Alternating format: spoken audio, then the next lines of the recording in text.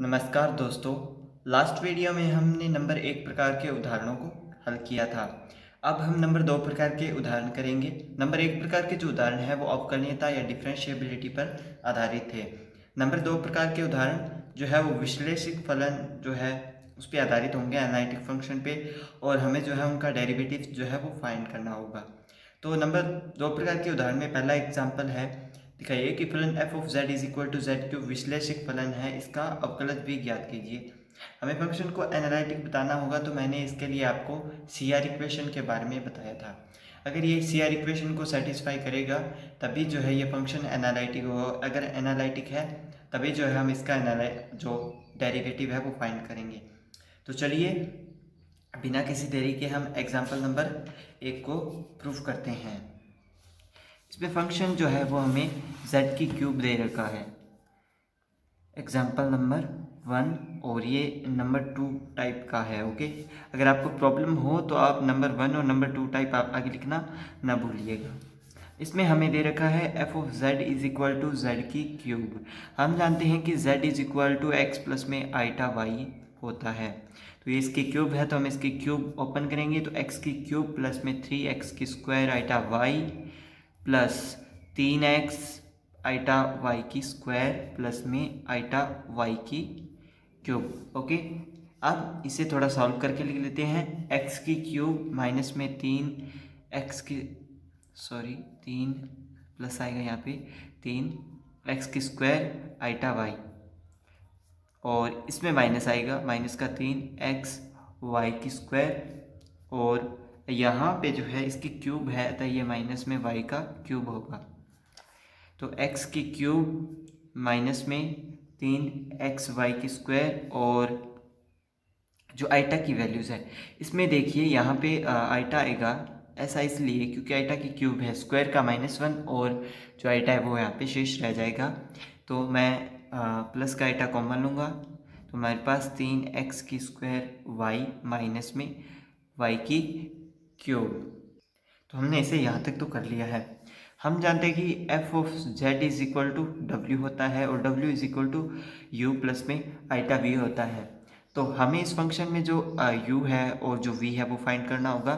तो जो without iota है वो u है, और जो विद आइटा है वो v है।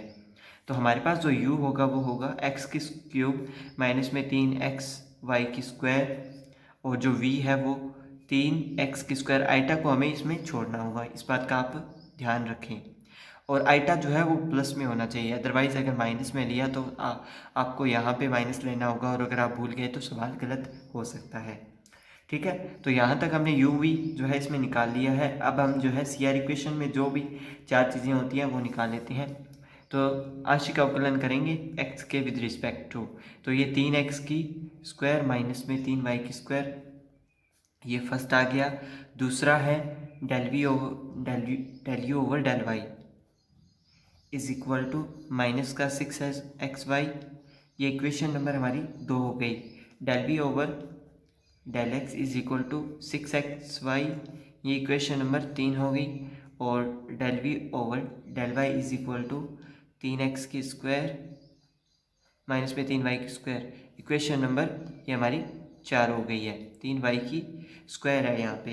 ओके, तो हमारा जो del U over del X है वो इक्वल है del V over del Y के, और जो del U over del Y है वो इक्वल है माइनस में del V over del X के। तो सी आर इक्वेशन जो है, C R equation is satisfying. Okay, तो अब हमें इसका डेरिवेटिव फाइंड करना हो, तो हम जानते हैं कि F dash Z is equal to del U over del X plus में iota del V over del X. ठीक है, अब हम जो है इनमें सी आर इक्वेशन से जो वैल्यू फाइंड की थी, एक तो ये और ये, हम इनमें पुट कर देंगे। तो ये हमारे पास है 3x की स्क्वायर माइनस में 3y की स्क्वायर प्लस आइटा 6xy। बस इसमें से 3 जो है हम कॉमन लेंगे, और जो हमसे बनता है उसे बनाते हैं। तो 3 मैंने यहाँ पे कॉमन लिया, हमारे पास x की स्क्वायर क्यूब लिख दिया मैंने, x की स्क्वायर माइनस में y की स्क्वायर और प्लस में 2 आइटा xy। ठीक है, अब यहाँ पे मैं क्या कर रहा हूँ, जो y की स्क्वायर है ये नेगेटिव है, मैं इसको पॉजिटिव बना देता हूँ, क्योंकि यहाँ पे पॉजिटिव है तो हमें इसे पॉजिटिव बनाना होगा। तो इसके लिए मैं आइटा की स्क्वायर का यहाँ पे ले आऊँगा, क्योंकि आइटा स्क्वायर जो है वो -1 होता है। तो ये इसे भी आइटा को सेटिस्फाई करेगा और ये माइनस को प्लस भी बना देगा। तो हम जानते हैं कि ये जो है x प्लस में आइटा y की होल स्क्वायर का जो है ओपन फॉर्म है। तो हमारे पास 3z की स्क्वायर जो है इसका हल आ गया है। अगर आप इसे डायरेक्ट डेरिवेटिव करेंगे तो भी हमारे पास यही हल होगा। ठीक है, हमारा एग्जाम्पल नंबर 1 कंप्लीट हो गया है। एग्जाम्पल नंबर 2 की बात करते हैं आगे। इसमें हमें दे रखा है कि दिखाइए कि f of z is equal to X Y plus में आइटा वाई स्वतंत्र सतत है किंतु विश्लेषिक नहीं है। तो f of z is equal to U plus में आइटा v, और हमारे पास जो u है वो एक्स वाई है और जो v है वो y है। तो del u over del x y आ गया, del u over del y x आ गया, del v over del x 0, del v over del y 1। तो हम जानते हैं कि ये CR इक्वेशन को संतुष्ट नहीं करता है, अतः ये एनालिटिक फंक्शन नहीं होगा। आगे है, दिखलाइए कि EZ एक विश्लेषिक फलन है, इसका अवकलज भी हमें ज्ञात करना है। तो EZ is equal to F of z और u प्लस में आइटा v। तो जेड को x प्लस आइटा y की फॉर्म में हम लिख सकते हैं। तो मैंने इसको x प्लस आइटा y की फॉर्म में लिख लिया है, और हम जानते हैं कि हम इसको e की x डॉट e की पावर में आइटा y, यानी आधार समानों घातें जुड़ जाती हैं। तो अगर मैं उसे मल्टीप्लाई में लिख लेता हूँ ई एक्स और ई की आइटा वाई को, तो इससे जो है कोई इफेक्ट नहीं पड़ेगा, और ई की आइटा वाई का जो है हम प्रसार कर देंगे, एक्सपेंड कर देंगे, जो कि होगा कोस वाई प्लस में आइटा साइन वाई। और यहाँ से हम इनका मल्टीप्लाई करेंगे और u प्लस में आइटा v जो है हमें यहाँ पे मिल जाएगा। u की वैल्यू क्या है, v की वैल्यू क्या है, वो हमें यहाँ से मिल जाएगी। फिर हमें इनका जो है आंशिक जो है अवकलन करना होगा। आंशिक अवकलन करने के बाद हम देख लेते हैं ये CR इक्वेशन को सेटिस्फाई करेंगे या नहीं। फिर हम जो है इसका अवकलज फाइंड करेंगे। तो ये इसका अवकलज हम जानते हैं कि e की पावर x का अवकलन e की पावर x ही होता है, अतः इसका अवकलज जो है e की z आ गया है। ओके, एग्जाम्पल नंबर 3 हमने कर लिया है। नेक्स्ट एग्जाम्पल, यदि n वास्तविक है तो प्रदर्शित कीजिए कि r की power n cos n theta plus में iota sine n theta comma r is equal to 0 के अतिरिक्त विश्लेषिक है तथा इसका अवकलज ये होगा। तो इसमें जो एग्जाम्पल है इसमें कुछ चीज़ें हमें मान के चलनी होंगी, ठीक है, ताकि हम इसको प्रूव कर सकें। थोड़ा सा बड़ा एग्जाम्पल है लेकिन मुश्किल नहीं है। ये नंबर 2 प्रकार के उदाहरण का चौथा एग्जाम्पल है। ओके, तो सबसे पहले जो हमें मानना होगा वो W is equal to F of Z, और इसके इक्वल में है R की n cos n theta plus में आइटा साइन n थीटा। ठीक है, F of Z is equal to U plus में आइटा V है। और हम यहाँ पे एक और चीज़ फाइंड कर लेते हैं, पहले ही डेल W ओवर में डेल R, ये आंशिक फॉर्म में हम इसको फाइंड कर रहे हैं, जो कि होगा हमारा n R की n-1 और कोस n थीटा प्लस में आइटा साइन n थीटा। ठीक है, मैंने इसका R की रिस्पेक्ट में जो है आंशिक अवकलन किया है। U इज इक्वल टू हमें पता है कि R की n कोस n थीटा है, और V is equal to R की n साइन n थीटा है। अब del U over del R हम यहाँ पे x के रिस्पेक्ट में नहीं करेंगे, यहाँ पे R के रिस्पेक्ट में करेंगे। फलन में हमें x नहीं मिला है या दिया है, इसलिए हम इसका यह तरीका यूज़ में ले रहे हैं, और ये एक तरीके से आप इसका ध्रुवीय रूप भी मान सकते हैं। तो इसे हल करते हैं, एन आर की n-1 और कोसाइन थीटा, इसी प्रकार del V over del R N R के n-1 sine n theta, R के रिस्पेक्ट में हो गया अब del U over del theta. तो यह हमारे पास आया माइनस n आर की n साइन एन थीटा, क्योंकि हमने कोस का साइन में किया है और एन जो है वो आगे आएगा। Del B over del theta, ये बेसिक जो है पहले ही हमें बता दिए गए हैं जब हम 10th-12th में थे। कोस एन थीटा, यह कोशी-रीमान समीकरण का जो ध्रुवीय रूप है उसको संतुष्ट करता है। किस प्रकार? जो हमारा ध्रुवीय समीकरण था ना, जिसको हमने पहले तो हमने सीधा कोशी-रीमान समीकरण प्रूव किया था, दूसरी बार हमने ध्रुवीय समीकरण प्रूव किया था, तो उसमें जो है del U over del R is equal to में 1/r में ऐसे वैल्यूज़ थी। तो यहाँ पे जो है फॉर्म जो वैल्यूज़ की पावर है, आर की पावर है वो एन में है, तो ये उसको संतुष्ट कर रहा है। अतः जो D W over D Z है और del W over del X, तो ये होगा del W over del R और del R over del X plus del W over del theta और डेल थीटा ओवर में डेल एक्स। अब हम जो है आगे इनमें जो हमारे पास वैल्यूज़ होंगी उन वैल्यूज़ को पुट करेंगे, तो हमारे पास del W over del R की कोई वैल्यू नहीं है, जबकि हम जानते हैं कि X is equal to R cos theta होता है। ध्रुवीय समीकरण को जब हमने प्रूव किया था उस टाइम से भी जानते हैं, तो इसकी वैल्यू जो है कोस थीटा होगी माइनस में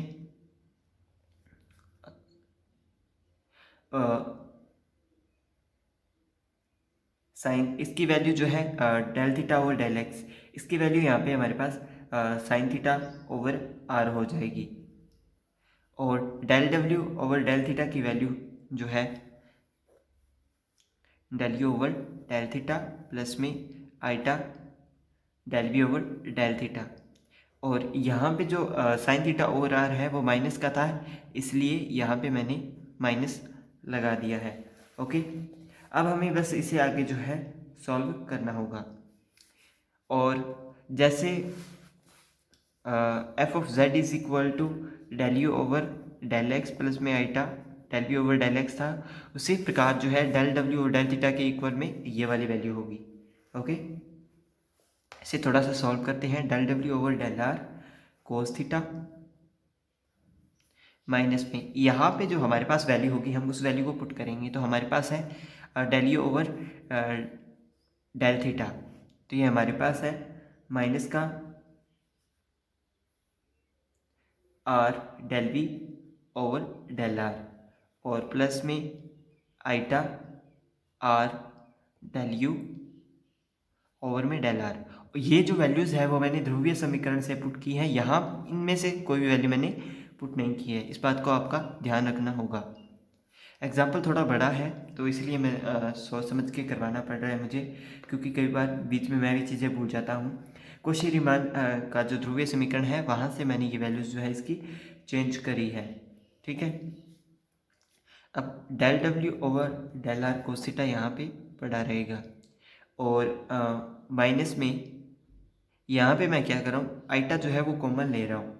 आइटा कॉमन लेने से ये जो है आइटा कॉमन लेने के अलावा मैं जो है यहाँ पे आर को भी कॉमन लेके इससे काट रहा हूँ। ओके, तो आइटा कॉमन लेने से क्या होगा, ये जो है ये आगे आ जाएगा, पॉजिटिव का ये रहेगा, इसमें आइटा का मल्टीप्लाई ऊपर नीचे करना पड़ेगा, और ऊपर वाला आइटा कॉमन आएगा, बटा में आइटा रहेगा।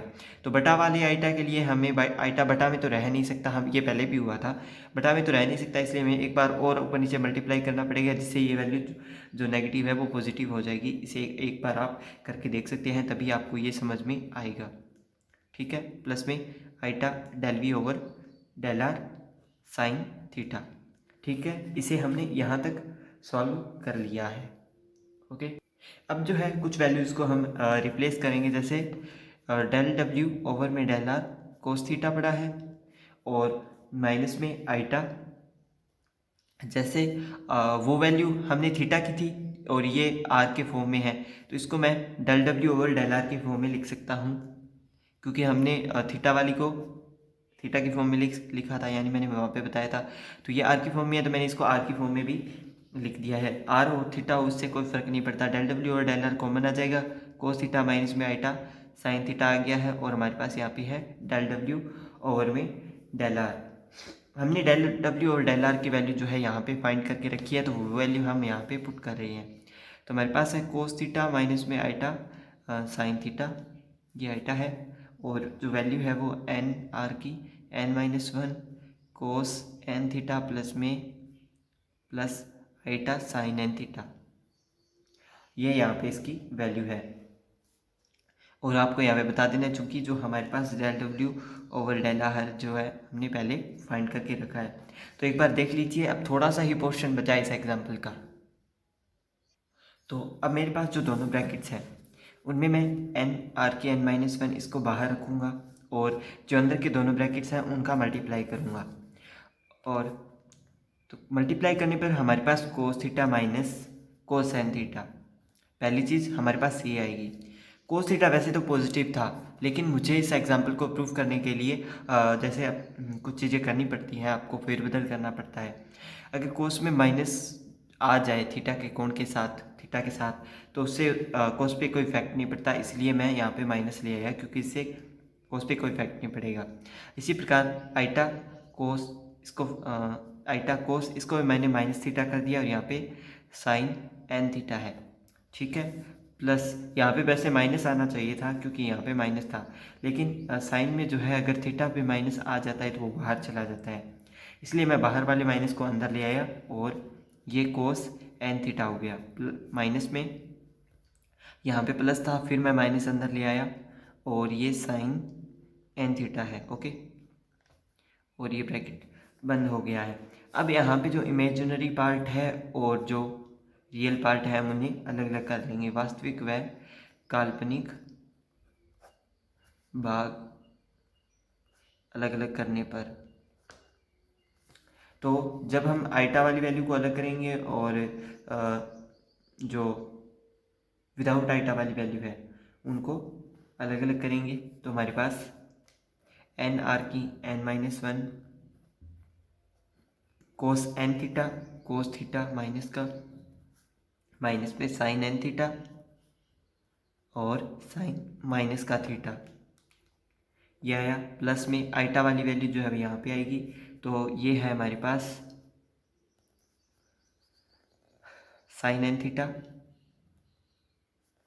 कोस थीटा माइनस का, तो ये हो गया साइन माइनस का थीटा और कोस एन थीटा, ये हमारे पास आ गई है वैल्यूज़, ओके। हम जानते हैं कि ये जो वैल्यूज़ है वो एक फॉर्मूला है कोस ए प्लस बी या साइन ए प्लस बी, वो कोस ए प्लस बी का और ये साइन ए प्लस बी का है। तो हमारे पास आ गया कोस n-1 थीटा प्लस में आइटा साइन n-1 थीटा।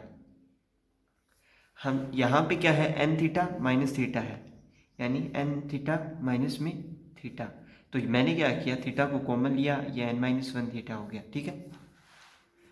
और ये इतना यहाँ पे प्रूव हो चुका है।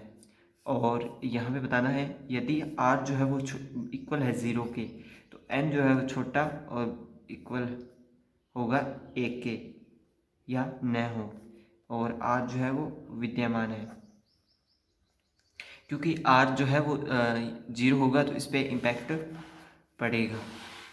तो इसने जो हमें बोला था वो हमने इसमें प्रूफ कर दिया है। आगे हम एग्जांपल नंबर 5 देखते हैं। ज़्यादा कठिन एग्जांपल नहीं है ये, अगर आप ध्यान से करेंगे तो। मैंने वैसे भी आपको बहुत आराम से समझाया है इस एग्जांपल को। एग्जांपल नंबर 5, सिद्ध कीजिए कि फलन f ऑफ z, ये हमें दे रखा है, स्वतंत्र सतत है एवं विश्लेषिक है। तो हमें u और v में डिवाइड कर लेना है और फिर इनका जो है डिफ्रेंशिएशन करना है, वो भी पार्शियल। तो आप इसे कर लीजिएगा, आई थिंक आप कर सकते हैं, इतना भी मुश्किल नहीं है। इसके बाद है एग्जाम्पल नंबर 6, z के किस मान के लिए निम्न प्रकार परिभाषित फलन w विश्लेषक नहीं रहता। तो z बराबर हमें ये वैल्यूज़ दे रखी है, हमें उस वैल्यू की बात करनी है जब जो फंक्शन है वो विश्लेषक नहीं होगा। शुरू करते हैं हमें एग्जाम्पल को। एग्जाम्पल नंबर 5 आपका 2010 में आया था, 6 नंबर का। एग्जाम्पल नंबर 6 की बात करें या 5 का, मैंने आपको बताया कि 2010 में आया था। सॉल्यूशन जो है z इज इक्वल टू हमें दे रखा है साइन यू कोस हाइपरबोलिक है इसमें plus iota cos U sine hyperbolic v।